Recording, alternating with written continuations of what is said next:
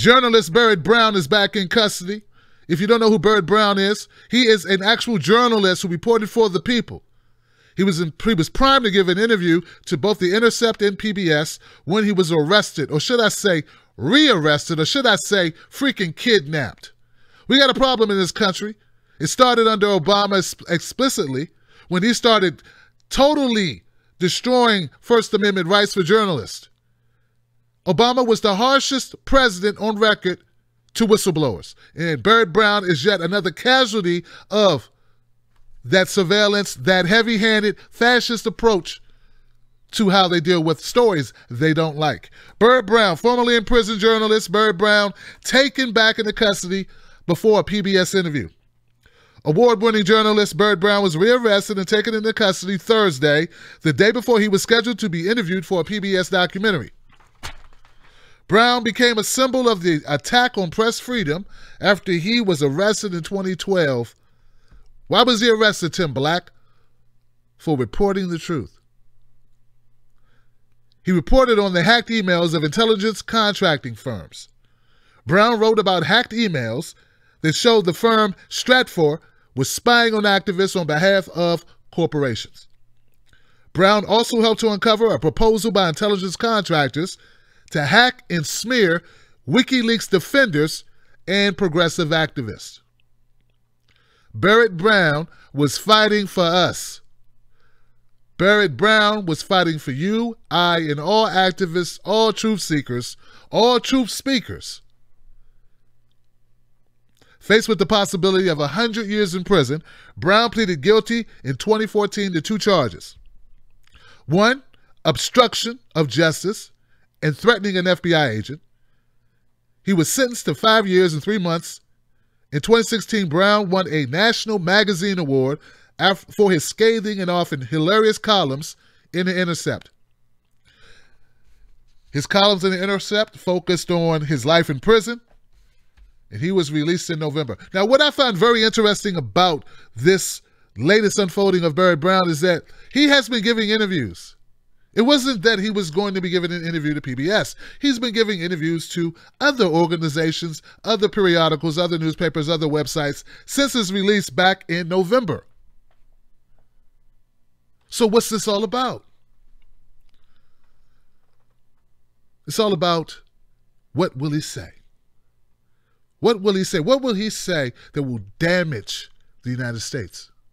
What will he say that they don't want him to say? Not that he's making up stuff.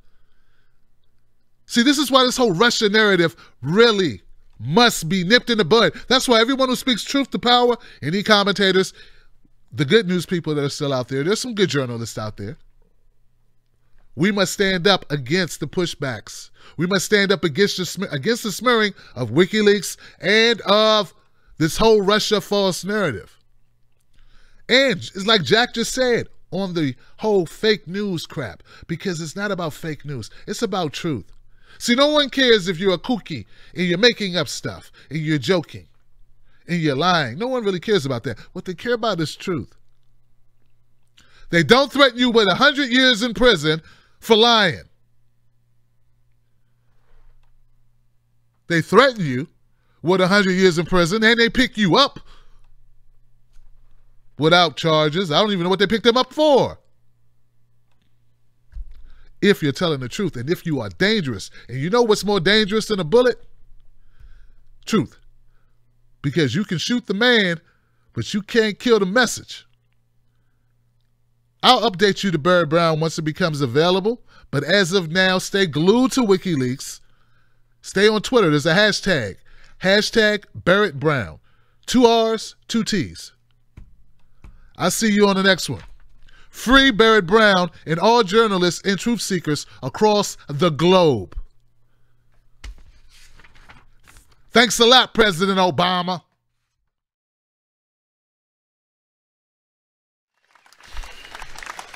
I'm trying to tell you guys, we really got to get ahead in the game here when it comes to what they're trying to do with our First Amendment rights. That's why see, I'm very consistent. No, I don't like Ann Coulter, but I want her to be able to speak her truth. You know why? Because of Barrett Brown, that's why. Because if you shut down Ann Coulter, you say she can't talk, you shut down Milo because, oh no, I don't like what he says. Well, they don't do nothing but keep pushing back the yardstick, man. They don't do nothing until they eliminate all speech. Then I can't talk. Then Barrett can't talk. Then you can't talk. You understand? So it's not about what they say, right? Don't get me wrong. I'm against people saying crazy crap like kill this group of people and, you know, inciting violence, right? I'm not for that. But if all they have is an opinion that you don't like, we got to stand by them. Not because we like them and want to have a beer with them or even that we agree with them, but because it's the right thing to do, because without free speech, we are doomed. Doomed, I tell you. Doomed. So that's what we got to do, fam. We got to stand up for people's free speech. And if you're going to stand up for Barrett Brown, you got to stand up for people you don't like too, even if their name is Tim Black.